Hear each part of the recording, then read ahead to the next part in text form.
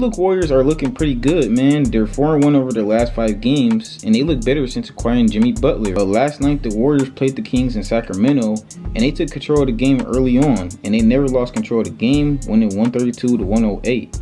They played as if they were at home because the depth was on full display last night, and when they playing like that, they can compete against anybody in the league, in my opinion. You know what I'm saying? With Jimmy Butler and Steph Curry on the squad, and when their supporting cast is like hooping like that, I feel like they can really play against anybody. When Moses Moody, Buddy Hield, and all those guys is hooping, and you got Jimmy Butler and Steph Curry on the team, they could compete.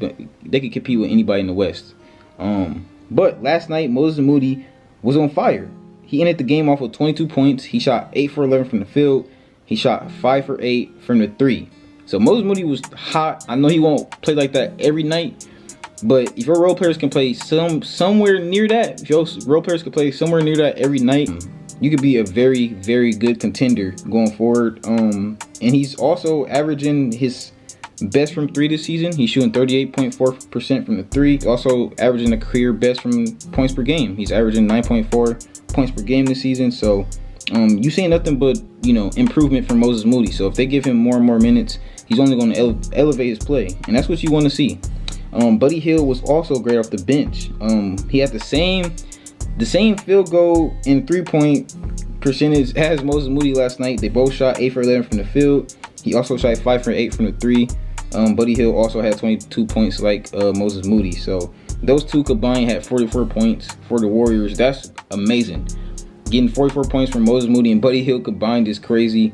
The Kings, I ain't gonna lie, the Kings defense looked real lax last night. I don't know what was wrong with the Kings defense, but everything did kind of look easy for the Warriors. Everybody was pretty efficient last night. But I ain't gonna lie, I do like how aggressive Paz was last night. He shot the most field goal attempts on the squad. He had 20 points. I mean, he had 20 shots last night for the Warriors. The most over everybody. He had more shots than Steph, Jimmy, Dre, all of them. But I feel like that's good, though. You know what I'm saying? I really do. I think it's good to let your young guys, your role players, or just players in general that don't get that much touches. I think whenever you're blowing out a team, I think it's good to let those players, you know, ball out. You know what I'm saying? I done seen Jaylen Brown on the Celtics say that, you know, they let Payton Pritchard, you know, they run through Payton Pritchard when they playing the Pistons, or when they playing, you know, a bad team, or if they blowing somebody out, they allow those role players to, you know, have their shine. And I think we seen that last night with Pods. You know, they gave him the ball a little more, let him, you know, take his shots. And you want that, you know what I'm saying? You want Pods to get comfortable from beyond the arc and just, you know, all around the floor. So I like that last night. I did like that. He obviously didn't have the best game, but to see him, you know, get those opportunities with those shots, you know, I like to see that. You know what I'm saying? So the role players played great. You know, obviously Jimmy did his thing. He had 17 points. He had 3 steals last night. That's what you want to see from Jimmy Butler. He's not a high volume shooter. He's not a guy that's going to come to the Warriors and average 25 like KD or nothing like that, but he's going to bring that winning mentality. And ever since Jimmy been there, Draymond's energy has been so different. Draymond Green has already said on national television that he believes that the Golden State Warriors will win the NBA championship this season. And I think that's a stretch. I think the whole world think that's a stretch. But if you're Draymond Green, Steph Curry, Jimmy Butler, you have to think like that. You know what I'm saying? They all have that, you know, playoff experience. So there's obviously still a chance. There's obviously still a chance in there. We've seen Jimmy Butler take the Miami Heat from the play-in tournament to the NBA Finals as the 8th seed. So, you know, anything's possible with Jimmy Butler on the team. I believe that. You know what I'm saying? I really do believe that, because those years that Jimmy Butler made it to the finals, y'all, I really didn't think he was going to get there. You know what I'm saying? Jimmy Butler was putting out a show for all of us, dropping 50 bombs on Drew Holiday, telling him that he owned him.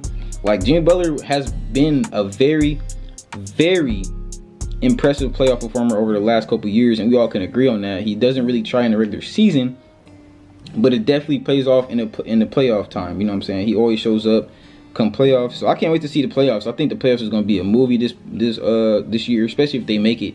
I would love to see the Golden State Warriors make this to play-in, but they have a lot of comp that's going to be in the play-in, maybe. You got the Lakers that's floating around the play-in. You got the Phoenix Suns that's floating around the play-in, and the Warriors. So we got a lot of teams that's floating around there. The Kings. You got teams that's floating around there, you know, that all can, you know, make the playoffs. So it's going to be a very, very great time for playoff season. Play-in, playoffs. I can't wait. It's going to be a movie. Get your popcorn ready, man. But I do think, you know, moving for Jimmy Butler was a good move. I know a lot of Warrior fans was kind of like kind of scared about it because you're moving Andrew Wiggins for an older version of him pretty much. But we can all agree that Jimmy Butler is going to be a little more consistent than Andrew Wiggins, especially in the playoffs.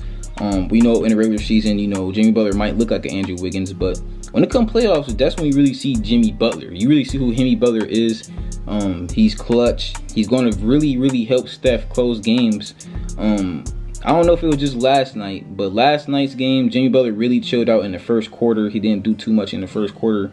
It seems like he's going to try to turn up in the second half, let Steph take over the first half, and, you know, they're going to try to close the games out together. That's what it seemed like. You know what I'm saying? I feel like Jimmy Butler can really help close out games, so he should really chill out in the beginning. Let Steph do a lot of the, you know, scoring and stuff in the beginning, and then Jimmy Butler help him out close. Because I did see Jimmy Butler get the ball, you know, on the left side of the court, you know, have somebody clear out, and he, you know, knock down a little step back mid-range. So he can still get the ball, you know, and take shots that he wants. But I think it's better when he's, you know, chilling out, you know, just playing in the offense and then taking over at the end. But yeah, man, I do like what I'm seeing from this squad. They're 4-1 over the last 5.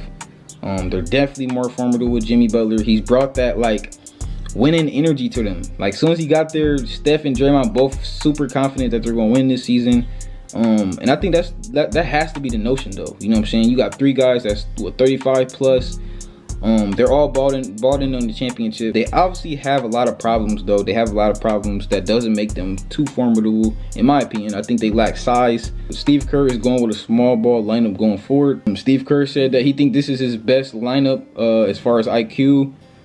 And I do believe that, you know what I'm saying, having Draymond Green at the 5 and Jimmy Butler at the 4, it does give you more versatility offensively, you know what I'm saying, especially since those 2 guys can't shoot the ball. I think that's Steve Kerr's the main reason at putting those 2 guys at the 4 and 5, because Jimmy Butler is shooting 12% since he's joined the Warriors, and Draymond Green has been known not to be a great 3-point shooter in his career. So if you can pit 3 shooters around those 2 guys, which Steph Curry is obviously one of them, so if you can pit 2 shooters around Steph, Draymond, and Jimmy, that lineup is just so dangerous, no matter who it is. You know what I'm saying? Because Draymond Green can obviously play some defense.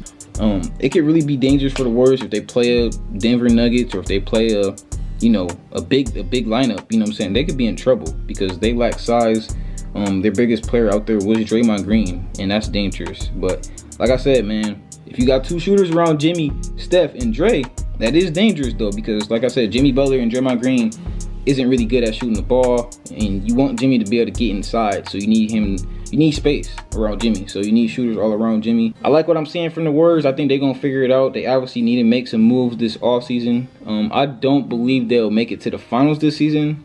I think them making it to the playoffs will be like a success this season. You know what I'm saying? If the Warriors can make it to the playoffs this season, to me, that's a success. Because, you know, y'all just made a move at the deadline. You know what I'm saying? Y'all didn't make this Jimmy Butler move at the beginning of the season. That would have been a whole different story. But y'all make this trade for Jimmy Butler halfway. So, you know, we all going to give, the whole basketball world is going to give the Warriors at least another year to figure this out.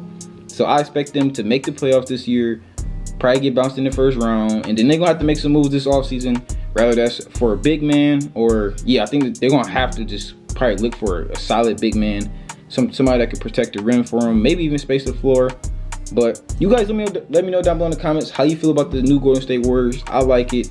I do think it's obviously risky. We do know Jimmy Butler has had injuries in the past and stuff like that. But I think come playoff time, I'm going to really like this move for the Warriors. We're going to really see Jimmy Butler lock in offensively. And then we all know what he brings defensively. You know what I'm saying? So that's what I got for you guys today. Hope you guys enjoyed today's video. If you did enjoy today's video, do me a big favor, smash that like button and leave me a comment down below. I love all my supporters. I appreciate y'all, and I'll see you in the next video. You dig?